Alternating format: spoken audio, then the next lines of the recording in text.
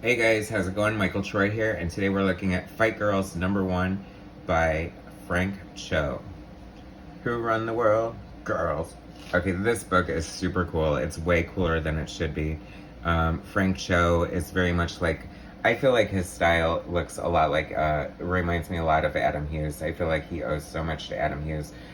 It has to be influence. I mean, I don't know if I'm just being generic and saying that because they both draw, beautiful women very well. So, but there's a certain aesthetic that sort of reminds me of each other's arts. So this is from AWA, and that is like a new comic company that has sort of like, I don't know, like a very cool concept. Alec Axel Alonso, who used to be the EIC editor-in-chief of Marvel Comics and got a start at Vertigo, who's very into the art.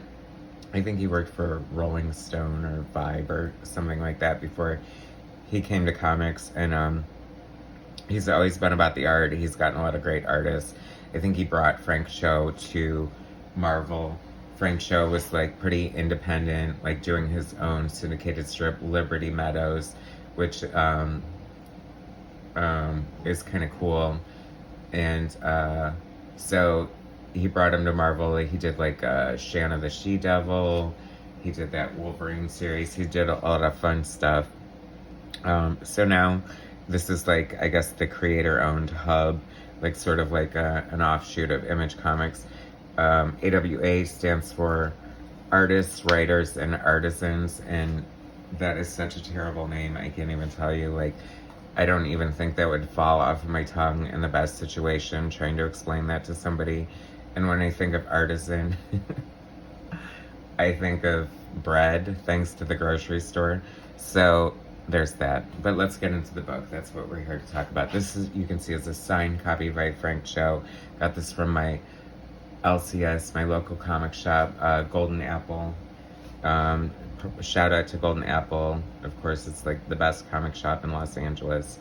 So they did Frank did a signing there. I wasn't at the signing, but I don't really need to meet the guy. He seems a little kooky, but I love his art. 10 women, 4 challenges, 1 crown. Winner rules the empire. And I have to say, this is like simple concept in a way, but it's really cool and genius at the same time. This is sort of like a reality show. So the queen of the empire is forced to abdicate her throne because she's barren. So royal, right? So they're doing this big competition to find the next queen, and it's a big, huge physical competition that's, being televised. There's drone bots filming it, and it is so good. Like, the art is fantastic. Sabine Rich is the colorist, and totally blew my mind with the coloring. If not anything else, I would have just been completely blown away by the art in this book because it is that good. But the story is just fun and flows really well, too. I feel like Frank Cho has this huge, bad reputation for being like really sexist and kind of gross and stuff, but I long for the days where we don't know anything about the people who make the stuff that we like to consume, because whether it be musicians, actors, artists, they're all nuts, they're all messes, and there you have it. So I thought, oh, this is going to be totally T&A. Is it still a term that people use? I feel a little old school saying it. But cheesecake and just sort of like, whatever, like lecherous and gross. But it's so far from that. It's like all the women are very, powerful women, and it's putting women in sort of this traditional men's role, and they're like completely badass and like holding their own. And sure, the outfits they're wearing are sexy, but they're also very athletic at the same time. It's like, this is like a survival of the fittest, sort of like, what's that? The Most Dangerous Game, like Hunting Man kind of situation. And of course, they're in this landscape that might as well just be the Savage Land, because it's all like dinosaurs and jungle and stuff. And Frank Cho I mean, the artistry in here is just, like, really, really breathtaking. Like, it almost makes me emotional. Just his line. If you follow Frank on Instagram or Facebook or anything like that, he posts a lot of art.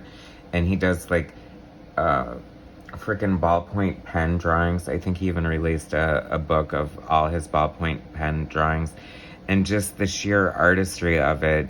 I think he's a perfect example of why it's important to learn how to draw. I'm not saying you have to go to art college or anything like that, but just the, like, I don't know, just the trees and the vines and the leaves and the backgrounds and just everything. Like, it kind of makes me want to see him draw a Swamp Thing, oddly enough.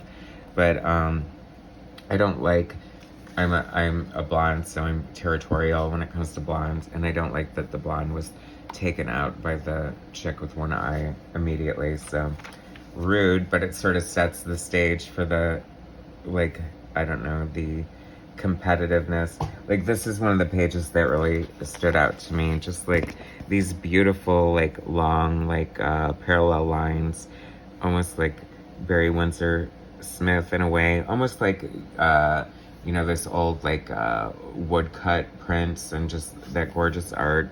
I mean, it's so funny because it's so modern, but it's so beautiful and illustrative and just amazing at the same time. Like, I just really love this. I would love this in, like, a treasury size, a bigger one, so we could see the art better. And you can tell that Frank just must be having a blast drawing this. I mean, it's just so much fun. All these great animals. He draws great animals too. I mean, look at this killer double page spread. It's so funny thinking about this and the dinosaurs, because so many comic book artists just love to draw dinosaurs, and so I think it's kind of fun that he gave himself a vehicle to do it.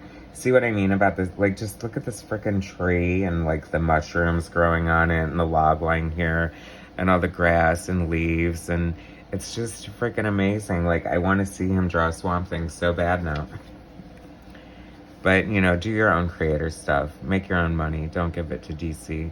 And also, this is because he did some alternate covers for, or variant covers, I should say, is the proper term, for Wonder Woman during the Rebirth era.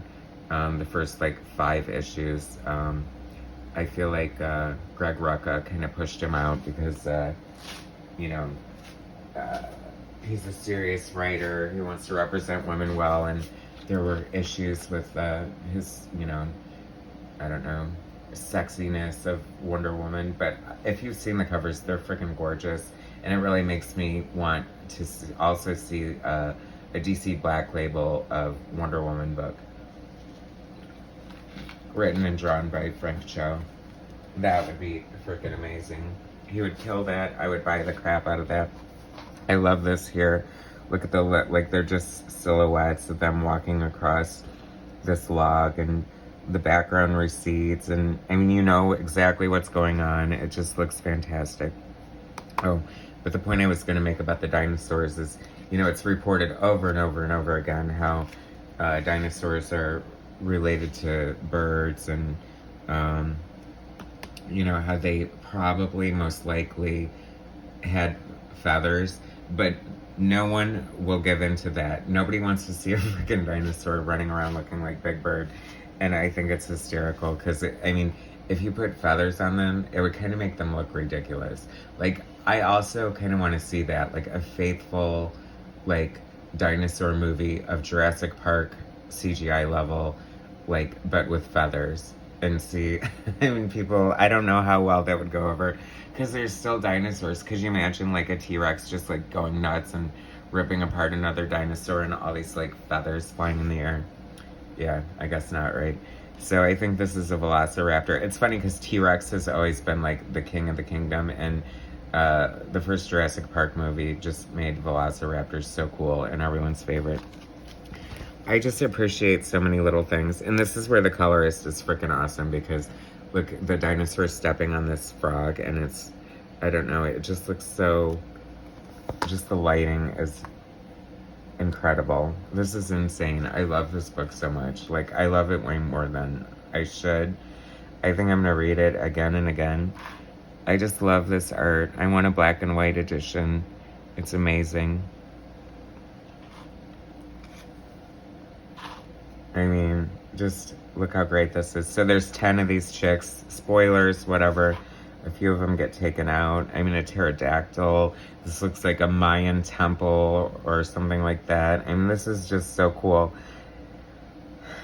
I think there's 5 different legs to the race, if I'm not mistaken, which would make sense since there's 5 issues in the series. And if you're not a Frank Cho fan, why not? Because if you like comic book art, this is gorgeous and amazing. And it was just a really good read. Like, I never felt lost. I totally knew what was going on. I never got bored. The intrigue is there. The excitement is there. I just love the artistry of this so much. He's very great at, like, spotting his blacks, and just his use of negative space just works for me on all levels. So AWA, Artists, Writers, Artisans is definitely, they also did Kari Andrews,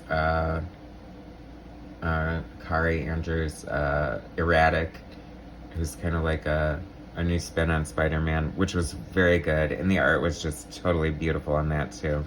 So that's another one worth checking out. Look, Mike Deodato, Not All Robots. I mean, this looks like next level, so I kind of think I need to check that out when it comes out. So anyway, that's my look-see through Frank Cho's Fight Girls. I mean, I don't know, you guys. If you're not a Frank Cho fan, you will be after you read this issue. I think it's just totally worth investing in and checking out.